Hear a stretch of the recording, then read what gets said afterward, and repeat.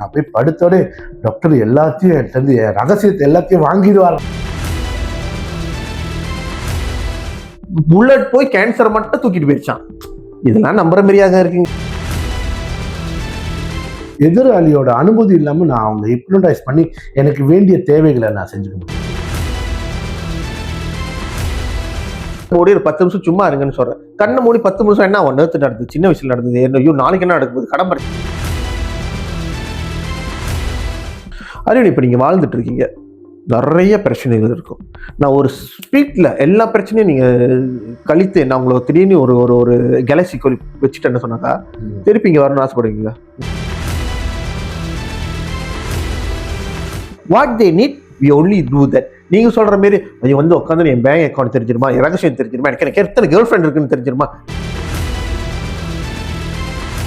So அந்த மாரி தான் படத்துக்காக நிறைய விஷயங்கள் காட்டப்படுது. படத்துல கூட தான் காதல் அற்புதமா இருக்கு. ரியல் லைஃப்ல அப்படி இருக்கா?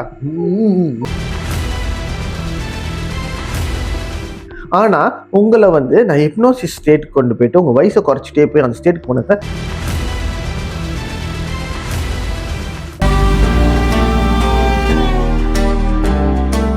வணக்கம் டாக்டர். வணக்கம் அரவிந்த், எப்படி இருக்கீங்க? நல்லா இருக்கேன் doctor. Guys, welcome to the talk show with doctor Naveen. நம்ம ப்ரோக்ராமை வந்து மிஸ்டர் மைண்ட் ஹிப்னோசிஸ் சென்டர் வந்து ஸ்பான்சர் பண்ணுறாங்க. கான்டாக்ட் இன்ஃபர்மேஷன் எல்லாமே நம்ம ஸ்க்ரீனில் போடுவோம். நீங்கள் எப்போ வேணாலும் டாக்டரை கான்டாக்ட் பண்ணிக்கலாம். ஸோ டாக்டர், இன்னைக்கு ரொம்ப முக்கியமான டாபிக். ஏன்னா உங்கள் துறையை சம்மந்தப்பட்ட டைட்டிலோட வந்திருக்கேன். ஸோ ஹிப்னோசிஸை பார்த்துக்கிட்டோம்னா டாக்டர், நிறைய பேருக்கு நிறைய கருத்து இருக்கு. இந்த ஹிப்னோசிஸ் போறதுக்கே நிறைய பேர் பயப்படுவாங்க. ஐயோ நான் போய் படுத்தோட டாக்டர் எல்லாத்தையும் என்கிட்ட என் ரகசியத்தை எல்லாத்தையும் வாங்கிடுவாரா. ஸோ இந்த ஹிப்னோசிஸ்னா என்ன டாக்டர்? ஒருத்தவங்களை தூங்க வைக்கிறதா, இல்லை அவங்கள வந்து மெஸ்மரைஸ் பண்றதா, இல்லை மேனிப்புலேட் பண்றதா? பேசிக்கா எளிய மக்களுக்கு புரியுற மாதிரி கொஞ்சம் எக்ஸ்பிளைன் பண்ணுறோம். ஹிப்னோசிஸ் அப்படின்னு சொன்னது தமிழில் வந்து ஆழ்நிலை துயல் மூலம் செல்வது அப்படின்னு. ஏன் இங்கிலீஷில் சொன்னாலும் புரியாது, தமிழ் சொன்னால் சுத்தமாக யாருக்கும் புரியாது. நீங்கள் சொன்னது ஆழ்நிலை துயல் சொன்னாக்கா, ஆழ்நிலை துயல் சொன்னாக்கா தூக்கும் நிலை. வந்து நம்ம தூங்குறப்ப வந்து இப்போ நம்ம பேசுறது விழித்திருக்கும் நிலை. அதுக்கப்புறம் வந்து light sleep, deep sleep. Okay, அப்போ இந்த விழித்தி இருக்கிறதுக்கும் லைட் ஸ்லீப்புக்கும் நடுவில் அல்ஃபா ஸ்டேட்னு சொல்லுவோம். நம்ம மூளை வந்து 7 சைக்கிள் per செகண்ட் வேலை செய்யும். அப்போ அதான் வந்து தியான நிலைன்னு சொல்ல முடியும். அப்ப தியானம் அப்படிங்கிறது நம்மள நவத்வாரங்களை அடக்கி ஐம்புலனை அடக்கி கொண்டு போறது தியானம். அதே வந்து ஹிப்னோசிஸ் வந்து ஒரு ப்ரொஃபஷனல் வந்து உங்களை எந்த ஒரு நிலைக்கு எந்த ஒரு சிச்சுவேஷனுக்கு கொண்டு போறோமோ அதுதான் வந்து ஹிப்னோசிஸ். ஓகே டாக்டர், இதுல ஒரு கேள்வி இருக்கு. இப்போ நீங்க சொன்னீங்க தியானம் பண்றப்ப நம்மளே செல்ஃபா அந்த ஸ்டேட்டுக்கு கொண்டு போவோம். ஹிப்னோசிஸ்ன்றது வந்து நீங்க அந்த ஸ்டேட்டுக்கு கொண்டு போவீங்க அப்படின்னு. ஸோ இந்த மாதிரி மனிதனோட இந்த மைண்ட்ல நிறைய ஸ்டேஜஸ் இருக்கா? ஆமா, நம்மளோட மைண்ட் வந்து முதல்ல வந்து conscious mind, super conscious mind, subconscious mind அப்படின்னு சொல்லுவாங்க. இப்போ கான்ஷியஸ் மைண்ட், இப்போ நானும் நீங்களும் பேசிட்டு இருக்கோம், இப்போ யூடியூப் பார்க்குறவங்க வந்து பார்த்துட்டு இருக்காங்க, இதெல்லாம் வந்து கான்ஷியஸ் மைண்ட்ல உள்ளது. whereby 10% of our mind is conscious mind. Subconscious mind அப்படின்னு சொல்லப்படுது. சப்கான்ஷியஸ் மைண்ட் சொன்னாக்கா நம்மளோட ஆழ்மனம். நம்ம வந்து இப்போ உதாரணத்துக்கு நீங்கள் காடி ஓட்டிட்டு இருப்பீங்க. எத்தனை வருஷமா காடி ஓட்டுறீங்க? ஒரு 20 வருஷமா. ஓகே, இப்போ நீங்கள் இந்த ஆஃபீஸ்ல இருந்து உங்கள் வீட்டுக்கு போறீங்க. நீங்கள் என்ன ஓகே ஜிபிஎஸ் பார்த்தோ இல்லை இப்போ போனோம் இந்த டிராஃபிக் லைட் இருக்கு இப்படி இருக்கணும் பார்த்து போவீங்களா? தானா நடக்கலாம். அதெல்லாம் சப்கான்ஷியஸோட வேலைகள். இப்போ விரல கொண்டு போனால் உங்கள் விரல உங்கள் கண்ணு டக்குன்னு கண்ணு மூதுல, அதான் சப்கான்ஷியஸ் மைண்டோட வேலை. ஸோ அது பல காலங்களாக இயற்கையாக நடக்கிறது தான் சப்கான்ஷியஸ் மைண்டோட வேலை. இப்போ நம்ம தமிழ் பேசிக்கிட்டு இருக்கோம். தமிழ் பேசுகிறப்ப இந்த வார்த்தைக்கு அடுத்த வார்த்தை என்ன அதுன்னு யோசிச்சு பேசுமா வருதுல? இதெல்லாம் ஆழ்மனதுள்ள பதிவுகள். நம்ம ப்ரோக்ராம் பண்ணி நம்ம சின்ன வயசுல இருந்து ப்ரோக்ராம் பண்ணிட்டே இருக்கோம். இப்போ இன்னொரு உதாரணம், இன்னொரு விஷயம் கேட்கணுங்களே, உங்களுக்கு ஒரு வயசுல பர்த்டே செஞ்சிருப்பாங்க. நீங்க போட்டோ பார்க்காம ஒரு வயசுல என்ன கலர் சட்டை போட்டிருந்தீங்க, என்ன கலர் கேக்கு, அதெல்லாம் ஞாபகம் இருக்குமா? கண்டிப்பா இருக்காது. ஆனா உங்களை வந்து நான் ஹிப்னோசிஸ் ஸ்டேட் கொண்டு போயிட்டு உங்க வயசை குறைச்சிட்டே போய் அந்த ஸ்டேட்டுக்கு போனப்ப என்ன கலர் சட்டை போட்டிருந்தீங்க, அங்கிள் என்ன பேசினாரு, அப்பா என்ன பேசினாரு, யாரெல்லாம் பிரசன்ட் கொடுத்தாங்க அப்படின்னு துல்லியமாக உங்களுக்கு ஞாபகம். அதான் டாக்டர், இதுலதான் எனக்கு ஆச்சரியமே. அந்த மெமரி எங்க டாக்டர் ஸ்டோர் ஆயிருக்கு? மெமரி அனைத்துமே வந்து நம்மளுக்கு மெமரி பாக்ஸ்ன்னு சொல்லணும். பின்னால் மூளைக்கு பின்னால அது ஸ்டோர் ஆயிருக்கும். அதை வந்து நம்ம டைப் பண்ணி எடுக்கிறதுக்கு தான் அது நமக்கு நேரம் இல்லை. ஏன்னா இப்போ அனைவருமே டாக்டர் இப்போ வந்து அதை வந்து நீங்க கொண்டு போனா என்னால போயிட்டு அதை வந்து என்னால ரீகால் பண்ண முடியுது, ஏன் என்னால செல்ஃப் ரீகால் பண்ண முடியும்? சரி, நீங்க கல்யாணம் பண்ணிட்டீங்களா? ஓகே. அப்ப நீங்க உங்களுக்கும் உங்க மனைவிக்கு ஏதாவது ஒரு அர்கியூமெண்ட் வர்றப்ப நீங்க செய்யாத ஒரு விஷயத்த செய்யாத விஷயம் நீங்க எப்பயாவது செஞ்ச ஒரு விஷயத்த உங்க மனைவி பின் பாயிண்ட் பண்ணி கரெக்டா சொல்லுவாங்க தெரியுமா, நமக்கு மறந்துடும்.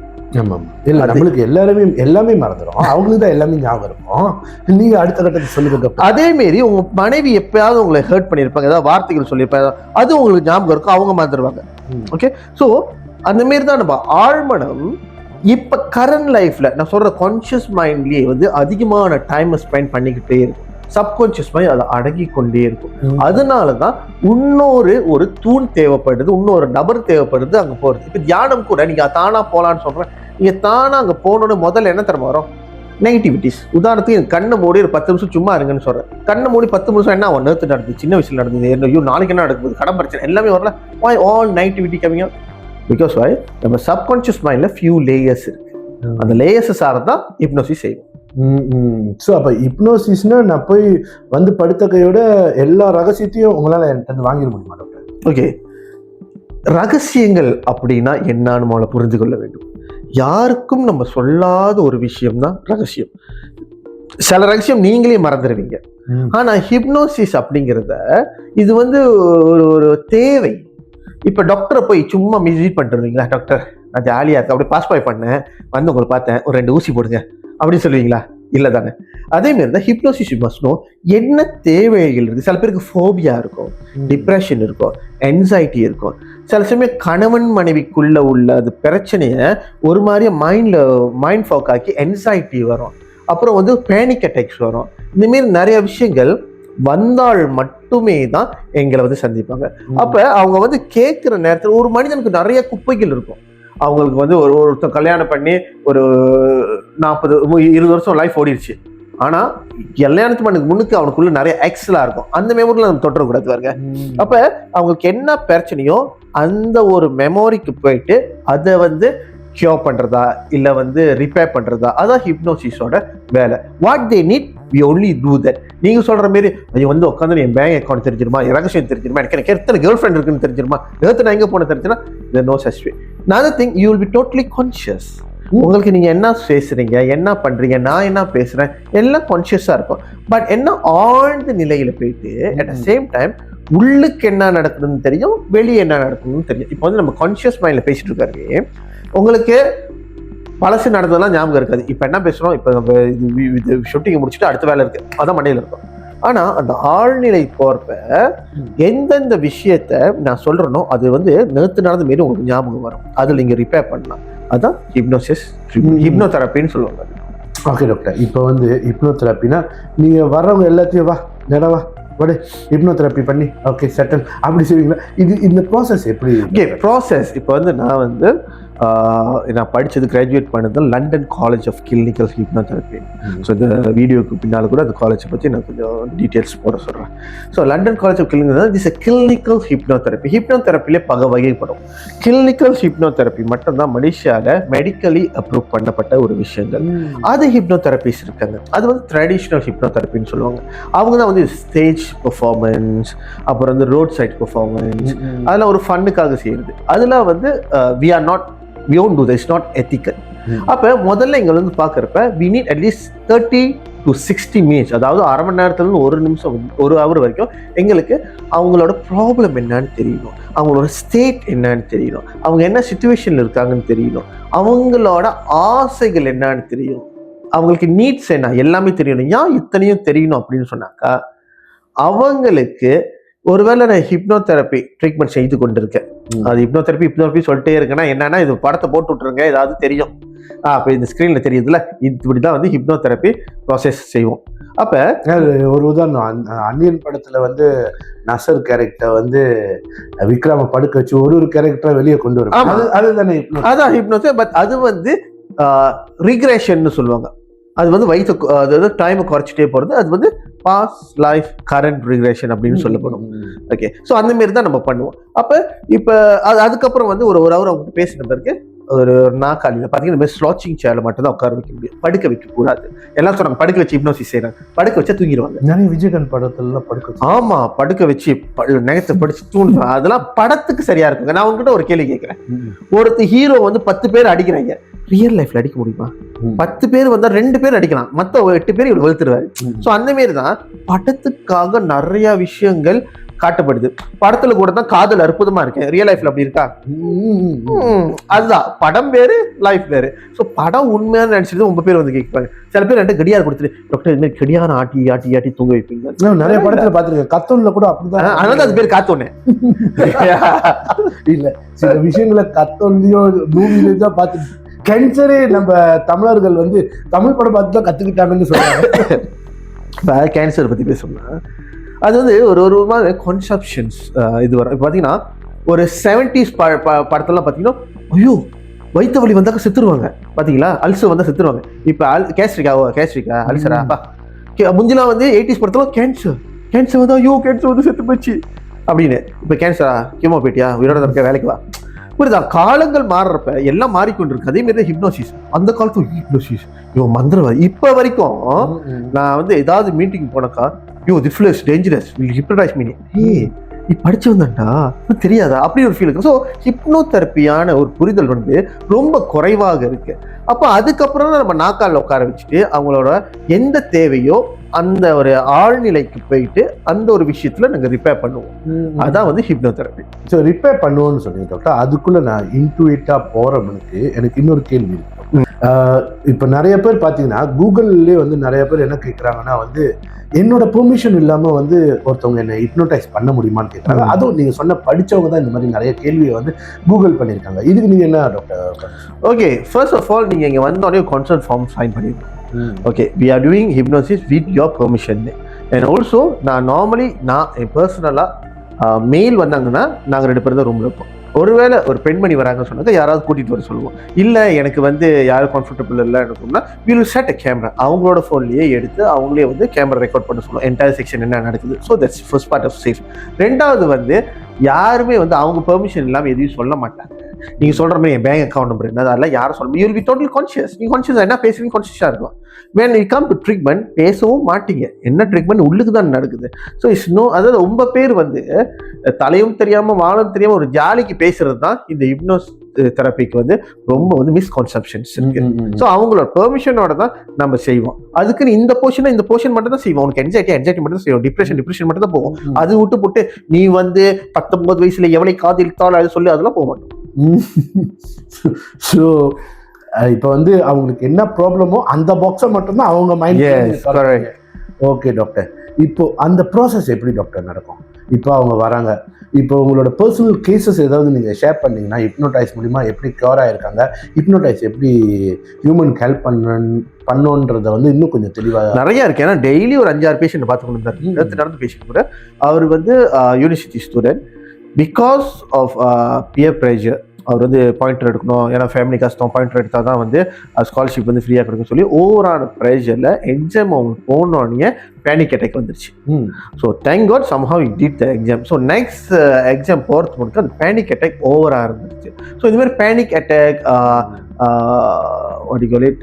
என்சைட்டி இதெல்லாம் வந்து ஃபியூ செக்ஷனில் இன்னும் சொல்ல போனால் ஸ்பெசிஃபிக்காக எங்கேருந்து ஆரம்பிச்சிச்சுன்னு நமக்கு தெரிஞ்சுன்னா ஒரே செக்ஷனில் கியூர் பண்ண முடியும். ஸோ அவர் வர்றப்ப வாட் ஐ டிட் அவங்களோட எதுக்காக நம்ம ரூட் காஸ் கண்டுபிடிக்கணும். ஒரு ஹிப்னோதெரப்பி ட்ரீட்மெண்ட் செய்யறதுக்கு 2 விஷயம் தெரியணும், root cause and what is making the மூவ்னு. இந்த வாய் we must know what making the மூவ்னு. அவங்க சம்டைம்ஸ் வந்து ஹிப்னோதெரப்பி செக்ஷன் போனோன்னே மனசு அமைதியாக காமா ரிலாக்ஸாக இருக்குல்ல, அங்கேயே ஒரு 2 ஹவர் உட்காந்துருவாங்க.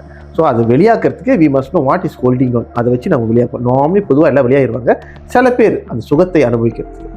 இன்னொன்று வந்து நீங்க உங்களுக்கு வந்து எது ஒரு கேள்வி இருக்கு, சுகத்தை அனுபவிக்கிறதுக்கு நீங்க சொல்லியிருக்கீங்க, அந்த ஸ்டேட் எப்படி இருக்கும்? அது இப்போ நீங்க வாழ்ந்துட்டு இருக்கீங்க, நிறைய பிரச்சனைகள் இருக்கும். நான் ஒரு ஸ்பீட்ல எல்லா பிரச்சனையும் நீங்க கழித்து நான் உங்களை திடீர்னு ஒரு கேலக்சி வச்சுட்டு என்ன சொன்னாக்கா திருப்பி இங்க வரணும்னு ஆசைப்படுவீங்களா? பிரச்சனையே இல்லைப்பா, இங்கே வாழ்ந்துட்டு இப்போ செத்து போயிடுற அப்படின்னு. அதே மாதிரி தான் when you go into hypnosis state, சில பேர் சொல்லுவாங்களே, சில புண்ணிய ஸ்தலத்துக்கு போனால், சில கோயிலுக்கு போனாக்கா, கோயிலுக்கு பூந்தோடனே எந்த ஒரு பிரச்சனையும் ஞாபகம் இல்லைப்பா அப்படின்னு. அதே மாரி உங்களுக்குள்ளேயும் ஒரு கோயில் இருக்கு. அந்த நிலைக்கு நீங்க போயிட்டீங்கன்னா எதுவுமே ஞாபகம் இருக்காது. ஸோ அந்த நிலையில மைண்டை காம் படுத்ததுக்கு பிறகுதான் நாங்கள் ஹிப்னோசிஸ் ட்ரீட் பண்ணி ஆரம்பிப்போம். அப்போ டாக்டர் அந்த மாதிரி போய் அங்கேருந்து வரமாட்டேன்னு அடம் பிடிச்சவங்க இருக்காங்க, நிறைய பேர் இருக்காங்க. அதுமாரி நிறைய பேர் இருக்காங்க. இது எல்லாமே வந்து அதிகமாக ட்ராமா குயின்னு சொல்லுவாங்களே, அது அப்படி சொல்லக்கூடாது, பட் அப்படித்தான் நான் சொல்ல வேண்டிய நிலைமை. ஏன்னா அங்கே போயிட்டு அந்த சுகத்தை ஆரம்பிச்சோன்னே இது பொதுவாக எப்படி தெரியுமா நடக்குங்க, ஹஸ்பண்ட் ஒய்ஃப் வந்துடுவாங்க. ஹஸ்பண்ட் நான் பெண்மணி இருந்தாக்கா நான் வந்து யாராவது கூட இருக்கணும், ஹஸ்பண்ட் இருக்கிறப்ப அவங்களோட ட்ரீட்மெண்ட்லாம் முடிஞ்சு கூட அவங்க இன்னும் அழுது கொண்டே இருப்பாங்க. நமக்கு தெரியும் ட்ரீட்மெண்ட்லாம் முடிஞ்சு சில செட்டில் பண்ணியாச்சுன்னு, இன்னும் அழுது கொண்டே இருப்பாங்க, சிம்பத்தி கிரியேட் பண்ணிட்டே இருப்பாங்க. ஸோ அந்த மாரி ஆட்களுக்கு தான் நான் சொன்னேன் இன்னொரு ஹாட் பட்டன் இருக்கும். அதை பேசி சில பேருக்கு வந்து அவங்களோட பிள்ளைகள் வந்து ஹாட் பட்டனாக இருப்பாங்க, சில பேர் ஹஸ்பண்ட் ஹாட் பட்டனாக இருப்பாங்க. ஸோ அதை சார்ந்து அழகாக வீணோ ஹவ் டு டாக் பேசினாக்கா அவங்க வெளியாயிருவாங்க. ஏன்னா அது கான்ஃபிடன்ஸ் ஜோன் இருக்கும்ல, அதான் ரொம்ப முக்கியம். ஓகே டாக்டர், இப்போ எனக்கு ஹிப்னோடைஸ் தெரியுது, என்னால் ஹிப்னோடைஸ் பண்ண முடியும்னா அவங்க எதிராளியோட அனுமதி இல்லாமல் நான் அவங்க ஹிப்னோடைஸ் பண்ணி எனக்கு வேண்டிய தேவைகளை நான் செஞ்சுக்க முடியுமா? ஓகே, நீங்க ஆரம்பத்திலே ஒரு கேள்வி கேட்டீங்க, மெஸ்மரைசிங்க்கு ஹிப்னோசிஸ்க்கு என்ன டிஃப்ரெண்ட். அந்த மாரி ஒரு விஷயம் வந்து மெஸ்மரைசிங் புக்காவும். ஹிப்னோசிஸ் அப்படி செய்யவே முடியாது. Hypnosis we need your permission, we have to go deep into your subconscious. ஏன்னா புக்கா என்னன்னா உங்களை கொஞ்ச நேரத்துக்கு உங்க நிலையில இருந்து ஒரு ஒரு ஒரு லாஸ் ஜோனுக்கு திசை தரப்பது, லாஸ் ஜோனுக்கு கொண்டு போயிட்டு எனக்கு என்ன தேவையோ அதை நான் செஞ்சுக்குவேன், எனக்கு என்ன தேவையோ அதை நான் செஞ்சுக்குவேன். ஹிப்னோதெரப்பி உங்களை வந்து ஹிப்னோசிஸ் ஸ்டேட்டுக்கு போயிட்டு உங்களுக்கு என்ன தேவையோ அதை நாங்கள் செய்வோம். It's totally different. அப்ப இந்த மெஸ்மரைசிங்ல நான் என்ன சொன்னாலும் நீங்க செய்வீங்க, பிசிக்கலா நீங்க செய்வீங்க. ஹிப்னோதெரப்பி நீங்க சும்மா கிடப்பீங்க, உங்க மனம் ஆழ் மனத்துக்கு மட்டும் தான் நம்ம பேசுவோம். ஸோ அப்போ ஹிப்னோடைஸ் பண்ணியிருக்கிற என்னோட மனநிலை எப்படி இருக்கும் டாக்டர்? இப்போ நீங்கள் சொன்னீங்க நீங்கள் கேட்ட கேள்விக்கெலாம் நான் பதில் சொல்லுவேன், அந்த கேள்விக்கெலாம் பதில் வந்து எனக்கு அப்படியே ஃப்ரெஷ்ஷாக தெரியும்ன்றீங்களா? ஆமாம், நான் என்ன பண்ணுவேன்னா ரீவிவிகேஷன் இருக்கு. உதாரணத்துக்கு எனக்கு 10 வயசுல காலில் ஒரு அடிபட்டுருச்சு, அது கியூர் ஆயிடுச்சு. ஆனா இப்போ வரைக்கும் அது அந்த வலி வந்து இருந்து கொண்டே இருக்கு. அப்படி சொன்னா மசில்ஸ் மெமரிஸ்ன்னு இருக்கும், மெடிக்கல்ல சொல்லுவாங்க மசில்ஸ் மெமரிஸ். இப்போ சில சமயம் வந்து நம்ம வந்து அடி வாங்கி 10 கை தூக்கினா கை போகும், அது அடிச்சிருவாங்களா அப்படின்னு, அதெல்லாம் என்ன மசில்ஸ் மெமரிஸ். அதே மாரி அந்த மசில்ஸ் மெமரி கியூர் பண்றதுக்கு நான் ஒரு 10 வயசு கொண்டு போயிட்டேன். இப்போ 10 வயசு கொண்டு போயிட்டு நான் உங்ககிட்ட சில கேள்விகள் கேட்பேன், அடிப்பட போகுது, ஐயோ அடிபட்டுருச்சு, ரத்தம் வருதுன்னு. ஸோ அந்த நேரத்துல வந்து we can cure that through that. அப்ப நீங்க உங்க கண்ணை மூடி கண்ணால் நீங்க விஷன்ஸ் தெரியுதுல, அதை அப்படியே என்கிட்ட பேசுவீங்க. ஆனால் ஹிப்னோதெரப்பில பேச வைப்பது ரொம்ப ரொம்ப குறைவு. நீங்க தமிழ் படம் பாக்குற பேர்லாம் கிடையாது. ஒரு 100 பேஷண்ட் வந்தாக்கா அதுல ஒருத்தவங்க தான் we need them to talk. மற்றபடி 99% face reaction and also the eye movement we will do the treatment. அப்போ 7ஆம் அறிவு படத்துல பாத்தீங்கன்னா டாக்டர் அந்த கண்ணாலே அவர் வந்து எல்லாத்தையும் ஹிப்னோடைஸ் பண்ணுவாருன்னு நிறைய இடத்துல மென்ஷன் பண்ணியிருப்பாங்க. அது என்ன மாதிரியான? அது ஆக்சுவலி ஹிப்னோடைஸ் இல்லை, அவங்க ராங் டர்ம் யூஸ் பண்ணியிருக்காங்க. அது மெஸ்மரைசிங். இன்னும் டீப்பா போனாங்க சொன்னாக்கா ஆதிக்குடிகள், அதாவது நம்மளோட இந்துக்களே, தமிழர்கள், இந்தியர்கள்லயே ஒற்றை நுனி நோக்கல் அப்படிங்கிற ஒரு கலை இருக்கு. அதாவது எனக்கு இப்போ ஒற்றை நுனி நோக்கல் தெரியும்னு சொன்னாக்கா உங்களோட லெஃப்ட் ஹேண்ட் சைட் கண்ணை பார்த்து அதுக்குள்ள நான் நுழைந்து உங்களோட பிரெயினை கண்ட்ரோல் பண்றது, ஃபியூ செகண்ட்ஸ் கண்ட்ரோல் பண்ற தன்மைகள் இருக்கு. அதை ஒற்றை நோக்கல் அப்படின்னு சொல்லுவாங்க. அதை அப்கிரேட் பண்ணாக்கா அது வந்து அந்த சாப்டரை சார்ந்தது. ஸோ இது வந்து மேபி இதை இன்னொரு விஷயம் கூட இன்னொரு சாப்டர் பேசணும்னு நினைக்கிறேன். இன்ட்ரெஸ்டிங்கா இருக்கு. இல்ல நீங்க சொன்ன மாரி இன்னொரு மூவில கூட ரீசனா வந்து பட்டாபி நடிச்ச ஒரு மூவில வந்து அதுக்கு மிஸ்கன்செப்ஷன் காட்டியிருந்தாங்க. ஹிப்னோதெரப்பினா வந்து தவறுதா ஏதோ செய்யறாங்க அப்படின்னு. ஸோ இது அனைத்துமே மூவி படத்துக்கு அது பார்க்கறதுக்கு நல்லா இருக்கிறதுனால இதுலையும் இன்னொரு மெடிக்கலை பார்த்தே நிறைய விஷயங்கள் தவறா சொல்லி, இப்ப வந்து கமல்ஹாசன் நடிச்ச தசாவதாரத்துல புல்லட் போய் கேன்சர் மட்டும் தூக்கிட்டு போயிடுச்சான். இதெல்லாம் நம்புற மாதிரியாக இருக்குங்க. ஸோ அதே மாரிதான் ஹிப்னோதெரப்பி பார்த்தா அவன் 4 விஷயம் சொல்லிட்டு இருக்காயில, அந்த மாரிதான் இதெல்லாம் வந்து ஒரு படத்துக்காக சொல்றது. படத்துல பேய் வருதுல, அந்த மாரிதான். இந்த எபிசோட்ல ஹிப்னோதெரப்பியை பற்றி நிறைய விஷயங்கள் உங்களுக்கு தெளிவாக கிடைச்சிருக்கோன்றத நாங்கள் நம்புகிறோம். ஸோ உங்களுக்கு கவுன்சிலிங் இந்த மாதிரி ஹிப்னோதெரப்பி சர்வீஸ் எதுவும் தேவைப்பட்டுச்சுன்னா நம்ம டாக்டர் நவீனை நீங்கள் கான்டாக்ட் பண்ணலாம். அவர் சிறுமாலையும் பிஜிலையும் கிளினிக் வச்சிருக்காரு. கான்டாக்ட் இன்ஃபர்மேஷன் எல்லாமே நாங்கள் ஸ்க்ரீனில் போடுறோம். ஸோ இந்த எபிசோடை நாங்கள் இதோட முடிச்சுக்கிறோம். நாங்கள் அடுத்து என்ன பேசலாம் அப்படின்ற உங்களுக்கு சஜஷன் இருந்துச்சுன்னா கமெண்ட் பண்ணுங்கள். And thank you.